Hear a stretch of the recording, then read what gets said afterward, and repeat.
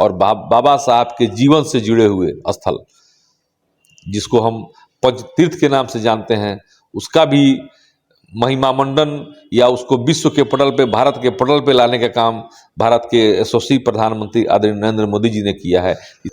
जनता के नाम पर सरकार में आते हैं और जनता के पैसों को लूटने का काम ये लालू कुनबा करता है, और जिसके चक्कर में सारे लोग सजाफ्ता हो रहे हैं, जेल जा रहे हैं। कोई जवाहरलाल नेहरू अपने जीते जी भारत रत्न ले लिए, इंदिरा गांधी ने जीते जी भारत रत्न ले लिया, लेकिन बाबा साहब भीमराव रामजी अंबेडकर जी को उन्होंने कभी भी भारत रत्न नहीं दिया।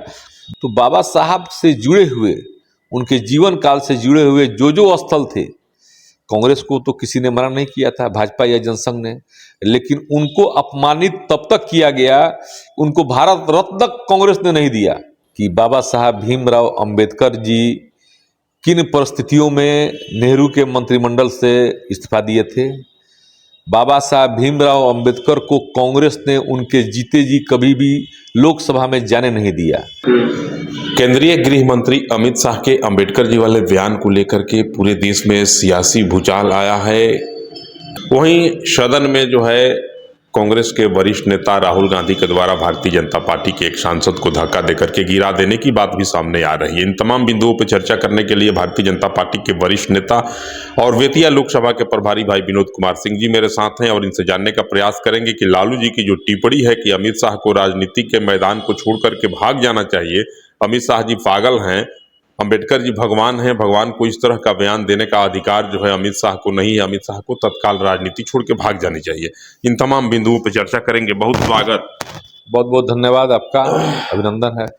लालू जी कह रहे हैं कि अमित शाह को राजनीति छोड़ के भाग जानी चाहिए, अमित शाह जी मानसिक संतुलन खो दिए। इस देश का दुर्भाग्य है कि बाबा साहब द्वारा रचित संविधान के सुसंगत धाराओं के अंतर्गत सजायाफ्ता व्यक्ति भी अब संविधान और बाबा साहब भीमराव अंबेडकर और अमित शाह जी के बारे में बोल रहा है। तो ये देश के साथ साथ बिहार का भी दुर्भाग्य है कि अब अपराधी भी टीका टिप्पणी, राजनीतिक टीका टिप्पणी करने लगे हैं। संघ के लोग और भाजपा के लोग शुरू से अंबेडकर का विरोध कर रहे हैं, तेजस्वी और लालू जी का कहना है। शायद किसी को मालूम नहीं है, तेजस्वी और लालू यादव को मालूम नहीं है कि बाबा साहब भीमराव अंबेडकर जी किन परिस्थितियों में नेहरू के मंत्रिमंडल से इस्तीफा दिए थे। बाबा साहब भीमराव अंबेडकर को कांग्रेस ने उनके जीते जी कभी भी लोकसभा में जाने नहीं दिया। उनको हराने वाले व्यक्ति का महिमा मंडन करके पद्म श्री पुरस्कार से नवाजा था नेहरू जी ने।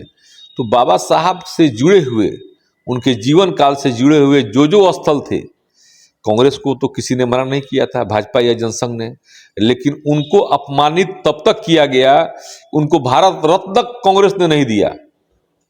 जवाहरलाल नेहरू अपने जीते जी भारत रत्न ले लिए, इंदिरा गांधी ने जीते जी भारत रत्न ले लिया, लेकिन बाबा साहब भीमराव रामजी अंबेडकर जी को उन्होंने कभी भी भारत रत्न नहीं दिया।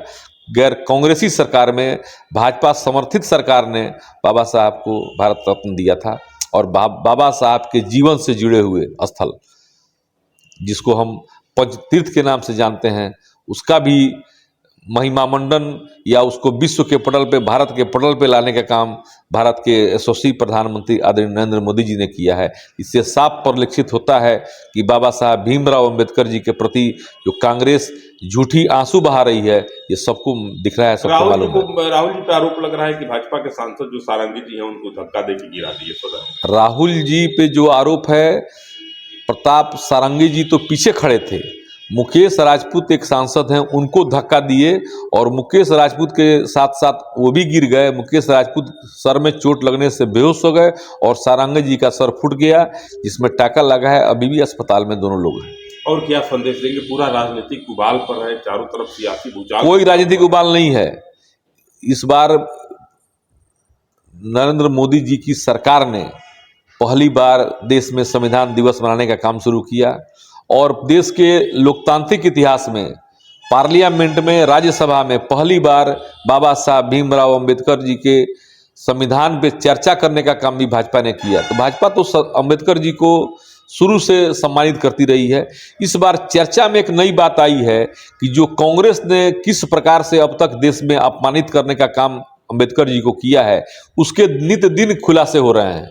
इस खुलासों से कांग्रेस पागल हो गई है और आज ये हो गया है कि कांग्रेस के युवराज राहुल को और उनकी नई बहन, जो दोनों एक जोक के पात्र बने हुए हैं, हंसी के पात्र बने हुए हैं, उनको आज ब्लू कपड़े पहन करके घूमना पड़ के दिखाना पड़ रहा है कि हम अंबेडकर के हमको मानने वाले लोग हम भी हैं। विपक्ष तो कह रहा है कि जब तक अमित शाह इस्तीफा नहीं देंगे तब तक हम लोग सड़क अमित शाह जी ने पर बोला आंदोलन क्या है? करेंगे। अमित शाह जी ने तो कांग्रेस के कृत्य को संसद में बताने का काम किया है। 11 सेकेंड का क्लिप कट करके वो लोगों में भ्रम फैलाया जा रहा है। उनका पूरा आप वीडियो देखिए, पूरा यूट्यूब पर और विभिन्न समाचार चैनलों पे पूरा उनका वीडियो है। उन्होंने तो कांग्रेस को लताड़ा है कि कांग्रेस ने किस प्रकार आज अंबेडकर जी का नाम जप रहे हैं वो लोग, और अंबेडकर जी को जब उनका समय था तो उनको बराबर अपमानित करने का प्रयास किया, उसको अमित शाह जी ने बताया है। लालू जी के बयान को कितनी गंभीरता से आप ले रहे हैं? एक सजायाफ्ता आदमी के बयान को गंभीरता से लेना ही मूर्खता है। जो खुद सजायाफ्ता है, जो खुद विभिन्न घोटालों में गरीबों के, दलितों के चारा घोटाला, जो चारा था जानवरों का उसको खा गया, अलकतरा घोटाला किया, विभिन्न घोटालों में नौकरी, पैसा के बदले नौकरी, जमीन के बदले नौकरी, तमाम। अभी तो जस्ट मीसा जी का एक फार्म हाउस जब्त हुआ है। ये लोग तो जनता के नाम पर और जनता के नाम पर सरकार में आते हैं और जनता के पैसों को लूटने का काम ये लालू कुनबा करता है, और जिसके चक्कर में सारे लोग सजाफ्ता हो रहे हैं, जेल जा रहे हैं, कोई बेल पर है। और आज तेजस्वी यादव अंबेडकर भक्त बनाने का ढोंग कर रहे हैं, विकास की बात कर रहे हैं। तेजस्वी यादव जी जितने दिन उप मुख्यमंत्री के रूप में विभिन्न विभाग संभाले, उनके विभाग में एक भी रुपए का काम नहीं हुआ। ये पूरा ऑन रिकॉर्ड है, ऑन रिकॉर्ड है, कहीं से नहीं है। वो उनका विभाग भी नहीं था नौकरी का। बोलने के लिए तो कुछ भी बोल सकते हैं, बोलने के लिए तो बोल सकते हैं कि हावड़ा पुल हम ही बनवाए, ये भी बोल सकते हैं, लाल किला हम ही बनवाए, पार्लियामेंट हम ही बनवाए। बोलने में क्या लगा है? लेकिन उनके आप पता लगा लीजिए, आप एक वरिष्ठ पत्रकार हैं, पूरा डेटा है। जितने दिन तक वो उप मुख्यमंत्री के रूप में विभिन्न विभागों का पद संभाले, उनके विभाग में 54 का काम नहीं हुआ है, एक नौकरी तक नहीं दे पाए हैं वो।